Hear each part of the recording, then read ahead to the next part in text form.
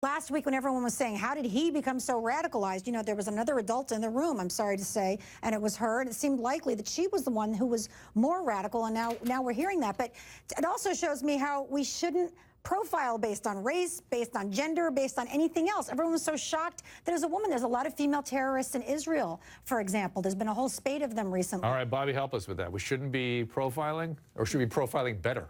Well, I think you're right. I think we need to broaden our profile, if anything. But I wasn't surprised at all that a woman was involved in this event. You're right. We've had women suicide bombers for decades. I mean, I don't think this should surprise anybody at all. It's the first time we've seen one tactically participate to this level, sure, but it's a natural progression. With a recent mother, too. I think that's what gets us. You know what? That's another thing that does not really surprise me. I mean, I think that the relationship between parent and child in that culture is different than our own, and we're thinking of this through our own lens. What? As we think of parent-child relationship. Muslims don't love their children? I mean, these two people are sociopaths. I think they look at it differently. I think that, personally, I think that when she came over, she may have, this was her radicalization of him, and I think that, you know, him leaving a legacy behind, we're going to beyond, and I'm going to have your child, and you'll be able to leave a legacy, and then we'll both go on into martyrdom, and I think that's what they live for. I think that's what they die for. So the child was depositing a legacy somewhere.